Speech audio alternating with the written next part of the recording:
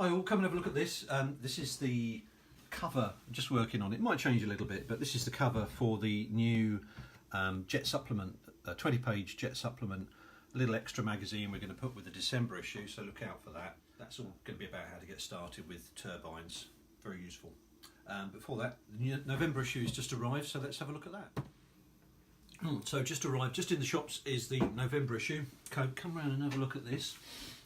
124 pages as always, of course, and we've got the Super Scorpion on the cover. You can't miss this when you're flying it, I tell you, but then you need to, because you need a nice bright scheme. We've got a first time flyers radio guide, so if you're just about to buy your first transmitter, then that's well worth a look, and a couple of free plans, of course, that I'll come to. So just getting stuck straight in, we've got the normal Rogues gallery there, Mr. Woodpecker enjoying the sunshine as always. Bit of news, a little bit of flare news there, a couple of new trainers, which is interesting. This magnetic building board, which we saw at Cosford, which is really good. I've just started using that myself, but Tim Hooper's got one. He'll tell you more about it in his column, bench blog column soon. The latest products, nice little ultra micro twin on the way from E-Flight. And this is very, very nice. I'm still flying this at the moment. We'll tell you a bit more about the Epsilon V3 in a month or two, but it's a beautiful thing. Some of your projects, and then get into the scale nats. Alex reports from the scale flight line. Got some lovely pictures there, tells you all about it. Then we talk about the Super Scorpion from FMS. That's a 90mm 6L EDF jet. As I say, you can't miss that. Then we've got Alex's Weekenders column, as usual. Interesting paint stirring method there, worth checking out. And your letters, we love your letters, keep them coming. Brian Winch talks about castor oil, that stuff, that's where it comes from. And he talks about castor content in engines and the effect that it can have. Simon Cocker's Silent Wings column talks about middle wallop and the Orm fly-in there. Some great reading there. Some great models too. And then Simon again talking about scale me down, making the pilots in your model, getting them 3D printed so they look just like you do, which may or may not be a good thing really, I suppose. But anyway, subscription offer, get a nice set of hex drivers there, metric hex drivers, well worth having. And then Lee Schofield talks about flight controllers in fixed wing models, continuing his little series there about INAV.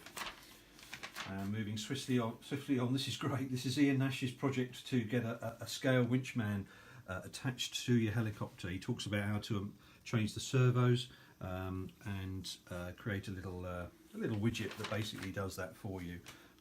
Wiring diagrams there as well, looks great fun. We reviewed the Mini Watt 4, which is here. The Watt 4 for the park, sweet little thing. And then we've got one of our first free plans. This is Lindsey, Todd and Paul Rice's Woodpecker, which is a character soarer, motor soarer. This is the plan, it's on 3 sides, 2 sheets in this month, 3 sides, so have a look at that. It looks like a great winter project. It looks different, and as I say, bags of character. So that's that, and then Mike Freeman reviews the Waco bike from E-Flight, another pretty little ultra micro. And then we have our Nats report with a photo spread there from the Nats, which was an amazing weather. Sean Garrity's retro ramblings, again from the Nats, but with a little bit more.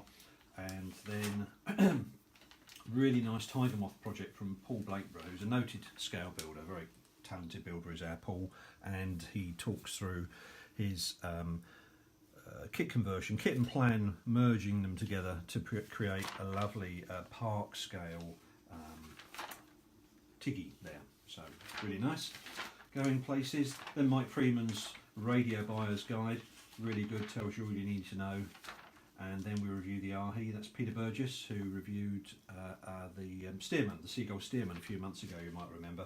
So Peter got himself an Ahi and took it up the slope. That's what he thinks of it. And then we've got Tim Hooper's column. Tim's been to Corfu, the RC Hotel, but he doesn't just talk about that, he also carries on with some of his latest projects, including the T-Lizzie from RBC. Nice character vintage model, but a new design, a new model laser cut kit. Then the second of our free plans, Wild Thing. This is a retro revisit from Sean Garrity, easy build character biplane. Sean talks you through that, including fitting a contemporary power system. And that's it. It's on sale now, so grab your copy.